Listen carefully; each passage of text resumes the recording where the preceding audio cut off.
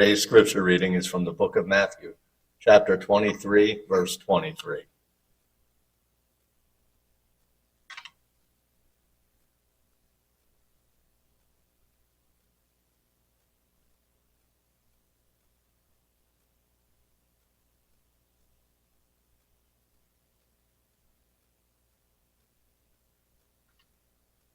Woe to you, scribes and Pharisees, hypocrites! For you pay tithe of mint and anise and cumin, and have neglected the weightier matters of the law, justice and mercy and faith. These you ought to have done, without leaving the others undone. May the Lord add an additional blessing to the reading of his word.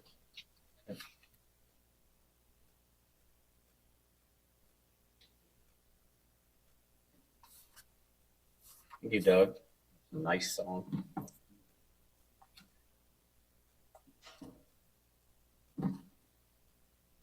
All day I've been just waiting for somebody to say, what's with the title of this sermon? But you guys are most politest people. You were thinking that? Sherry was the only one thinking that. What's up with this? Didn't sound like me. I talk this way all the time.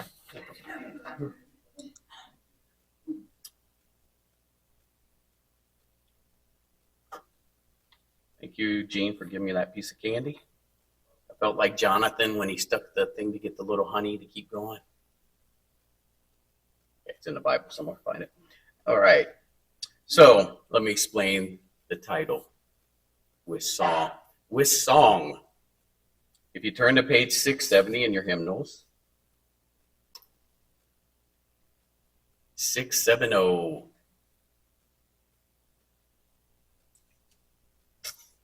Does anybody recognize this song? I hope you do. We sing it every single week. All right. What you don't know is there's a second verse. For whatever reason, whoever did the hymnal left it out. Oops. Or I think there's another reason we're going to see in a second. Hold on. You get to hear me sing. My lovely pianist. You can all go along with the first ones. We give thee but thy own, whatever that can be. All that we have is thine alone, our trust, O Lord, from thee. Again.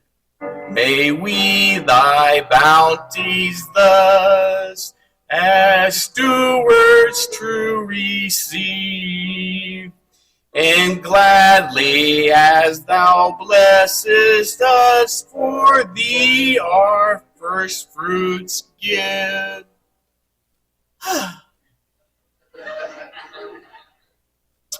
It's a little bit old English wordy there.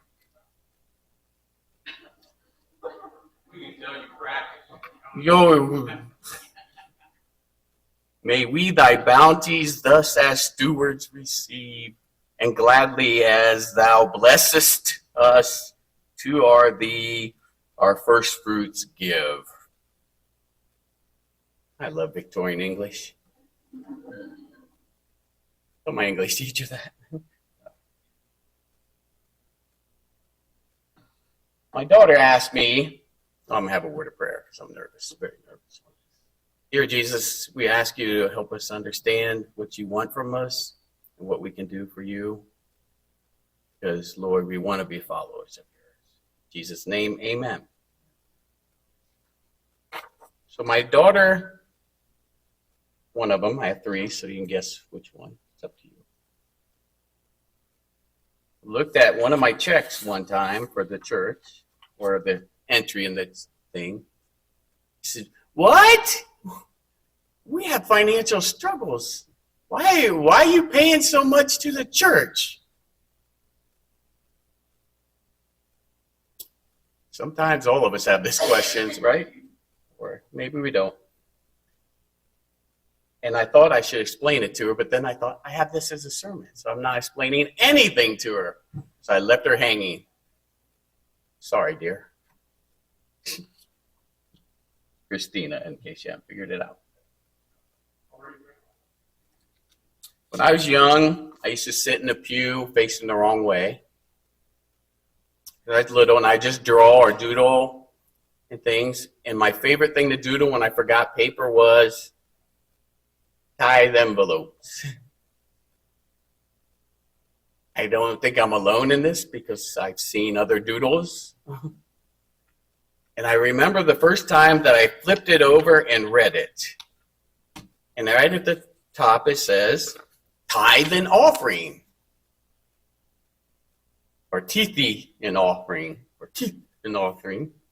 Tithe and offerings. And then my dad explained what tithes were. And he basically said in the Bible in Leviticus 27:30 it says, a tenth of the produce of the land, whether grain or fruit, is the Lord's and is holy. Sorry, my wife left. I'm lisping, and that's because I have teeth thing. I don't want to lisp. And Proverbs 3:9 says, this is NIV, honor the Lord with your wealth and with the first fruits of all your crops. So the tithe, literally means tenth. 1/10. And it is required. The Lord told the people, give me 1/10 of what you get. And I thought, okay, that's pretty easy, right? Because dividing by 10 is easy. That's why metric is cool if we would let it be cool. Like a metric commercial. Tenths are easy to divide by. 12ths are not. Okay. And I thought, well, that's great. But then it's the offering part. And offerings aren't so clearly delineated. Is that a word? I'm using it. But on our Adventist offering thing, I don't know if the new ones, because I couldn't find the new one. Does the new one say this? Okay, open it up. Verify if it says it. It suggests tithe 10% to support the gospel ministry and Chestertown Conference and throughout the world. That's what ours says. Then it said local church budget 4 to 7%, 4 to 7, to support ministries and facilities and supplies to the local church. So these envelopes that I write on is part of that. Then it says Chesapeake Advance 1 to 2% to support evangelism, Island View Academy Church and school building projects, church growth within Chesapeake Conference. World budget 2 to 3%, support the gospel ministry of the world, and North American missions. So I added all that up. I took the higher numbers. It was like 13%, right? 12%. 12%. I'm like, okay, so 10 and 12, that's 22% required. But one day, and I think it was a little different before because there was like 8 things on there. I said to my dad, I said, do you do that? And he said, no, that's offerings. That's just 10%, and that was 8, and that was 7, and that. And he said, but offerings are different than tithes. I'm like, seems like it's the same. It's money, right? But what it really was is, I don't want to say it this way. I'm going to say it this way.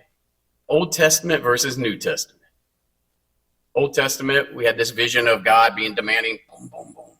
And New Testament, Jesus came and he was showing love. If you think of tithe was the demand, pay the 10%. In the New Testament, the offering was love. What do you like to give? Now, how many of us have given a Christmas gift to somebody ever? Okay, there's 3 of you I got to worry about, right? Don, you've never given a Christmas gift? I'm not calling you out, but your hands didn't go up. Okay. I know you have. Well, you're getting married soon, so you'll learn you will give a gift. That was my next question. How many of you received a gift? How do you feel when you get a gift? Well, Most of the time, we're happy and surprised, right? Kids aren't so surprised, they expect it. But gifts are given out of love or group guilt, I guess. So in a way, the offerings, they were a way of showing a personal thanksgiving, right? But in the Bible, there was 3 types of offerings. There's probably more, but this is how I put it. Propitiatory. English is my thing. Propitiatory offerings. These were material sacrifices to atone for sins. Now, where did we see this in the Bible? The burnt offerings, right? The sacrifices. We had that in our lesson a little bit. So, when people did burnt offerings, why were they doing the burnt offering? To atone for their sins, right? Okay. It was very common. Almost all the things are like sacrifices. Remember when Job went, and in the morning he would do a sacrifice for anything his kids might have done. Now, if I did that sacrifice, I'd be out of stuff. I wouldn't have any sheep left. Might have done. I'm already bad enough with what they have done. He was sacrificing what they might have done. Okay. Now, some people believe, oh, they're trying to do this to appease God. But really, God really was trying to show them that another sacrifice was coming that would really appease him. But they still did this. The sin offering, you remember at Passover, what did they do? The priests put all the sins on one goat for all the people. All right? And then they sent that goat out into the wilderness. Okay. That's weird. And then another goat they sacrifice. I got to think of you, those 2 goats, which one you're hoping to be. Send me in the wilderness. Now, it isn't all great, because in the wilderness, if you found that goat, you were to kill it immediately and not eat it. So it wasn't a lucky goat if he got found. But that was to appease the sins of the people. And that goat represented Satan, and it being out, one day it will pay, right? He will pay. In Genesis 15, that's where Abram at that time, he took an oath, and he said, Lord, I want to follow you. And the Lord said, go and take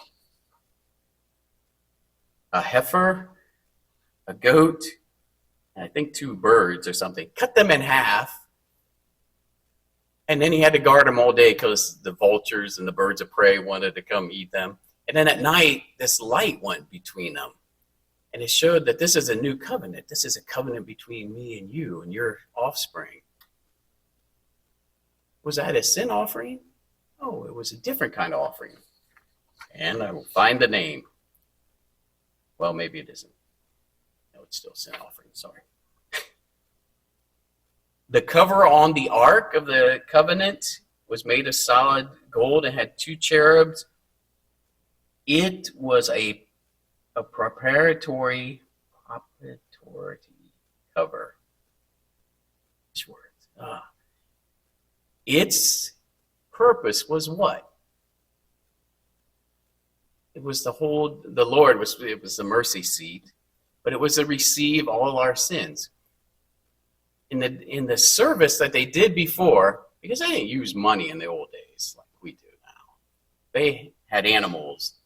In the old sacrificial system, the head of the household, the guy of the house, dad or grandpa, would bring that sheep to the things, and he would kill the sheep in front of the tabernacle while he looked in to where the holy seat was, to where the Ark of the Covenant was. He would slice that poor sheep's neck. Sorry, Becky. As he put all the sins of his family onto that animal. And he believed that would atone for that year. 1 year only. And each year he would come back and do it again. Now, how he collected those sins, I think they had what we would call family prayer time worship. And he would get them to tell him, what's the things you've done or whatever. And then he would take all those. And when he was praying, he'd probably go through his list and put all that on for the year.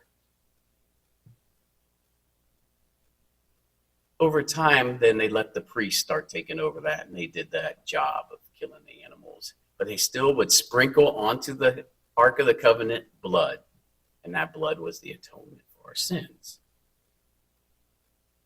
We don't really do that sacrifice too much because we now rely on Christ, and we give him our atonements. There was a second offering, dedicatory offering. It was a way to remind the Israelites of God's goodness. And the best example that I have of this is Hannah. And I was hoping our little Hannah would be here. 1 Samuel 1, verse 22. And Hannah, she was one of several wives, but she can have children. Remember the story a little bit? But Hannah did not go up, for she said to her husband, not until the child... Oh, wait, I jumped. Sorry. So Hannah went to the temple, and she prayed that she could have a child. Even though her husband loved her, he gave her double portions. He treated her very well. She still... Maybe she was ridiculed by the other ones when we were learning the story as a kid, like the other wives, like, you can't have babies, or whatever. Or maybe she just felt it. But she went to the temple and she was praying, and Eli came in, and she wasn't praying out loud. Now, she was in the court of the women. And as she was praying, Eli comes up and thinks she's drunk because she's just mouth moving. Guess that's what drunken women did back then. And he came over and he kind of accused her, and then she explained why, and then he felt bad about it. And then he put a blessing on her. She had a child, and the child's name was Samuel. Oh, good job. Now we jump down to 1 Samuel 22, 1:22. But Hannah did not go up, for she said to her husband, not until the child is weaned. Then I will take him, that he may appear before the Lord and remain there forever. Now, that's a dedication. She basically prayed for this special child. He came, and then she gives the child to the Lord forever. And it said that he never came back. He stayed there. She would come every year to do the sacrifices, and she would bring him a little coat that she knitted for him. Sounds cute, doesn't it? It does. But 1 Samuel 21, 1 through 10 has this prayer, and I'm going to tell you all, go read this later. And it's Hannah's prayer. I would just read the first part. And Hannah prayed and said, my heart rejoices in the Lord. My horn is exalted in the Lord. I smile at my enemies because I rejoice in your salvation.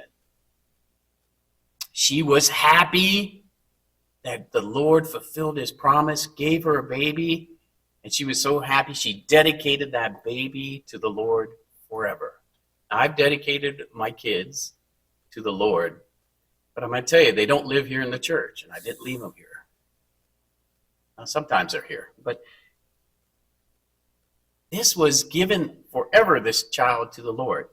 1 Samuel 2, 18 through 21. But Samuel ministered before the Lord, even as a child, wearing a linen ephod. It's a little coat. Moreover, his mother used to make him a little robe and bring it to him year by year when she came up with her husband to offer the yearly sacrifice.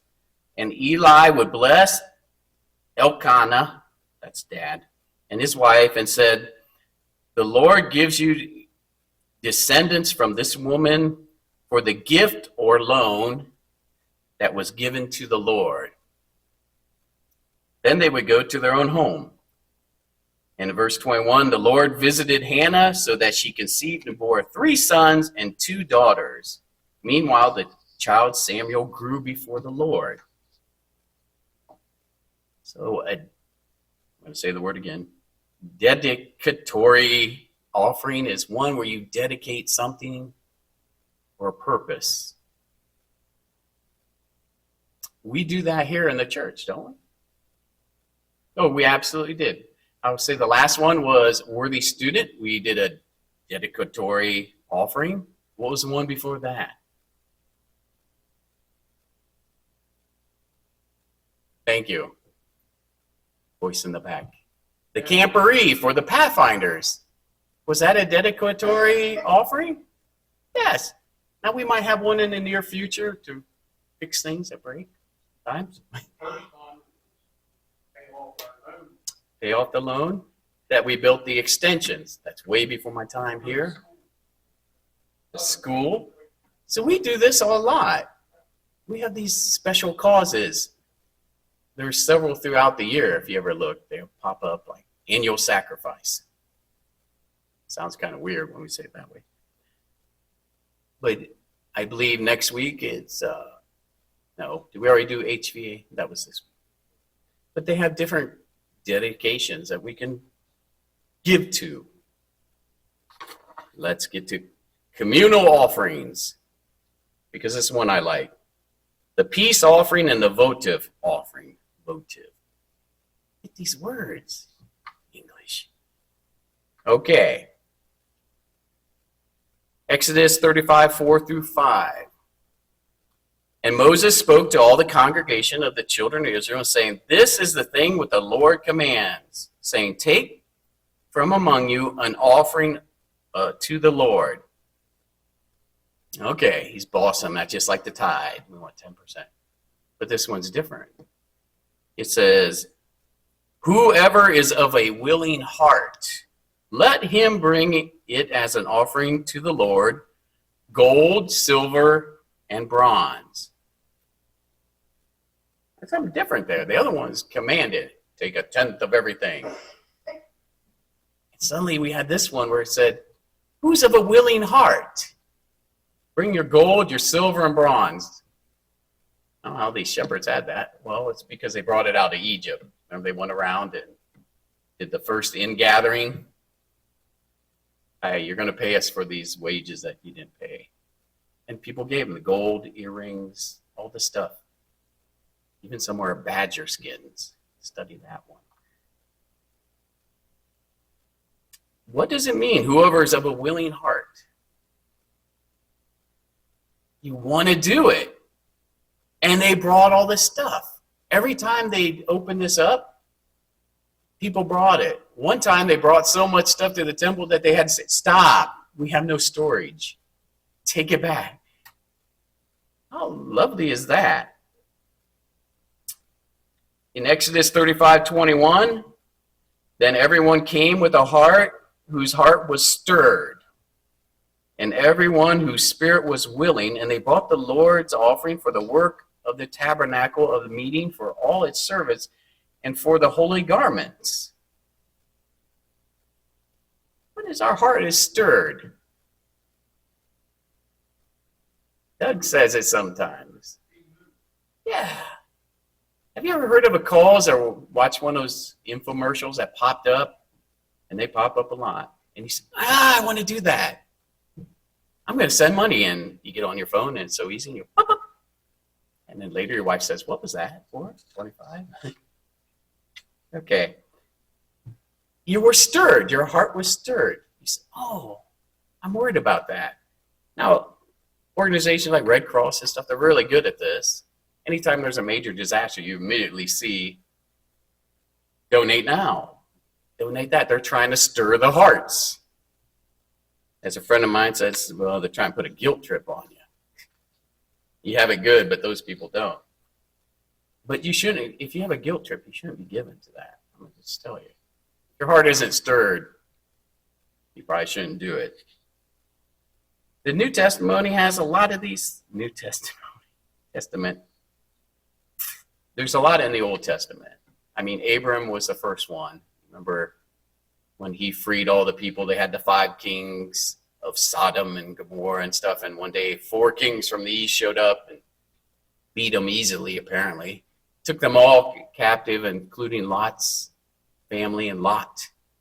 It was a lot of problems, but Lot. And as they went, Abraham heard of it, put an army of 300 together, and went and rescued him. And as he came back, he met this interesting character, Melchizedek.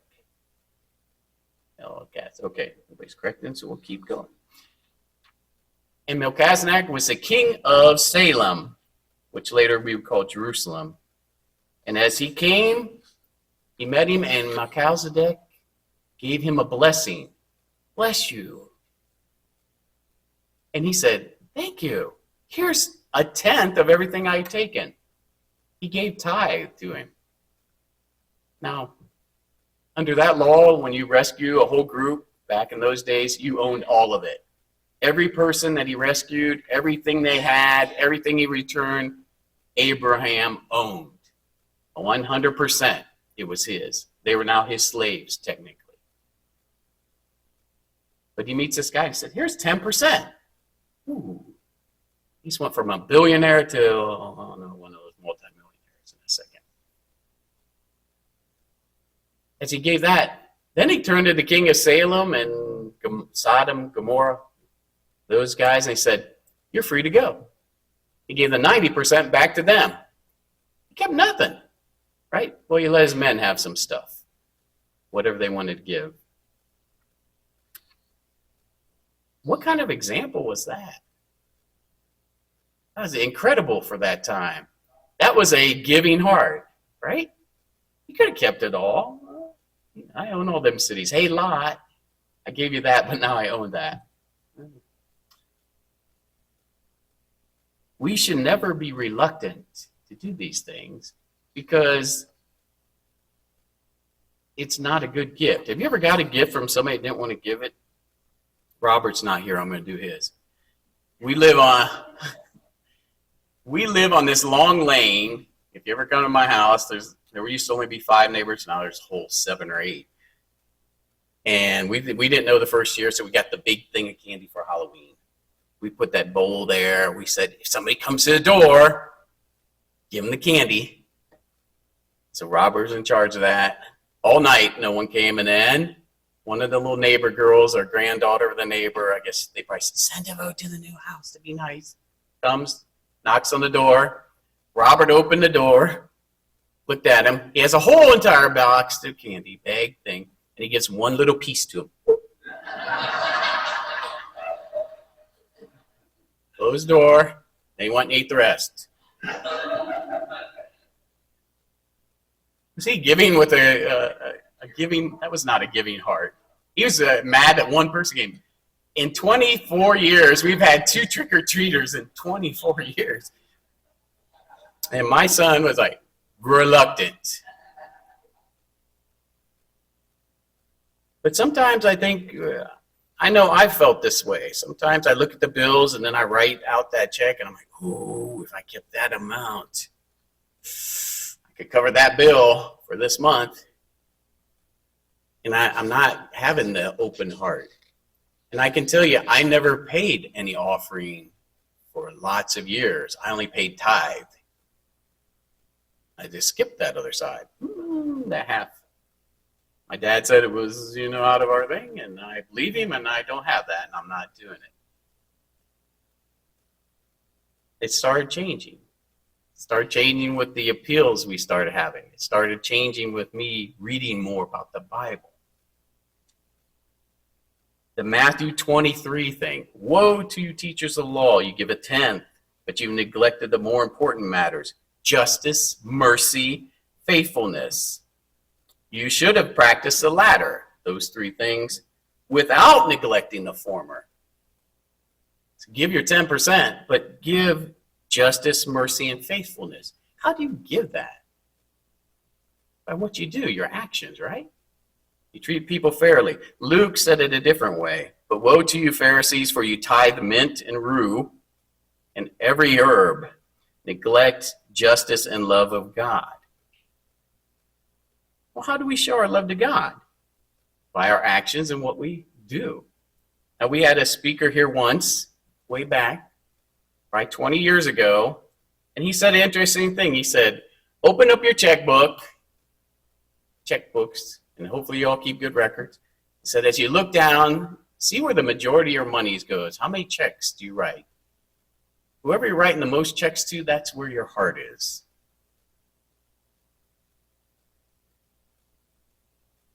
It hit me hard. Now, for a second, I was really happy, like saying, hey, look, I write the Adventist church every 2 weeks. I write them a check. I write a check. Most of my checks were to the Adventist church. That's because I digitally pay my other stuff. So the check, that part looked good, the ledger, but as I looked and I seen that my money really wasn't going to the church. It wasn't going to God's work. It wasn't going that way at all because I was keeping right to that narrow 1/10. And as I opened it up, I researched and found out most Adventists give 19 to 20% of their income. The only other group that rivals us are the Mormons. But sadly, in evangelicals, the average is 2.5% of their income. What? How did they get there? They said that tithe part was got rid of. We don't have to do that. And then we give out of our hearts, and I guess they don't have big hearts because 2.5 isn't that much. I guess they didn't read like 1 Chronicles 16:2 says, on every Lord's Day, each of you should put aside something from what you have earned during the week and use it for this offering. The amount depends on how much the Lord has helped you earn. That's not a tithe thing, but it's saying, if he blessing you a lot, stick some aside. Didn't say amount even. I see, they missed that. But they have. Hopefully we haven't. We're pretty good. We're pretty good ourselves. Luke 6:38. If you give, you will get. Your gift will return to you in full and overflowing measure, pressed down, shaken together to make room for more and running over. That sounds almost like how I cook. When it said put a cup of flour and then I compact it down in and then I put a like heaping thing and somehow it doesn't taste right, but he says, when you give, he will give you so much that you won't have room to contain it. Press it down. Reminds me of the cup that's overflowing, right? You can't keep it all in. Now, when I started my work, there was another guy of another faith, and he was upset because he got mad because he said, I'm paying my tithe, all the stuff, and the Lord said, I will bless you with riches, and I don't got more money. My pay hasn't increased at all. But he also had a wife that was declared that she couldn't have children. They were told by the doctor she can't have children. And all of a sudden, she got pregnant, and she had twins. But as he was complaining, my boss, who's not very religious, said, maybe it wasn't money that you got blessed with. It was children. Now, he was on my route, and I serviced, and he had four children. 4 children, maybe the 5th one coming. And back then, I didn't have that many. I'm like, crazy, but okay. But the Lord blessed him in a different way. He's expecting financial gains, and that's pushed a lot. But sometimes your blessings are different. I'm going to tell you, my wife and I came with a son and I think 4 suitcases to this country, and there was not money in the suitcases. Very nice. Came with only $10 million, and now I have to. But we came. We have houses. We have too many cars. Fancy cars. Plenty of things. I never gone without a meal unless it's voluntary. I've never been without clothes unless I'm going to the shower. I mean, I have it all. And if you remember, when you're reading the Bible, wasn't that Jacob's promise when he did it? He said, if you give me food to eat, and he was running away from his brother and being murdered, give me clothes and help me return to my home in peace. Lord, I would follow you. And they said, and I will give 1/10 of everything I get back to you. All he asked for is clothes, food, and peace in his home when he returns. Those things are the basis and the value of a lot of stuff. I've had all those. Now, there's peace doesn't always last. Sometimes there's fighting in the home. But you hang on that it might be peaceful and you try to negotiate that. Bring in the Lord, it'll help. And also, if you have somebody, pray on them. Pray on that person that's the enemy, so to speak. Because every time we do that, we're heaping coals on their head. Spiritual coals, not real coals. Some people have things in their mind, like, yeah. No, spiritual coals. And maybe it'll change them.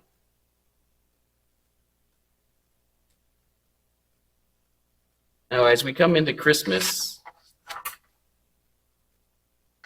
we're going to skip all them. But I will tell you, if you really want to study more, go to 2 Corinthians chapter 8 and 9. And that will help you with your spiritual thinking on how to give, not of yourself, but also of other things. Like 2 verse 8, verse 12, 2 Corinthians. If willingness is there, the gift is acceptable according to what one has, not according to what one does not have. If you don't have a lot of money, don't worry about it. Give what you can. If you have a lot of money, worry about it and give what you can.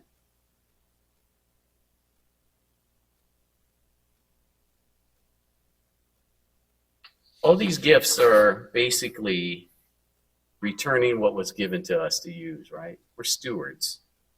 Now, some of us aren't so good at stewarding. I'm one of them. But the Lord doesn't give up because we're a mess, right? He keeps blessing us, saying, okay, try again. Now, my big confession is my brother would put away 1/10 of all his money, but he didn't go to church. So he kept it in this box. And I thought when I was young that box was for me to go get candy. Now, I knew it was for his tithe. He said that. I just didn't know what tithe meant. So I would empty that money down.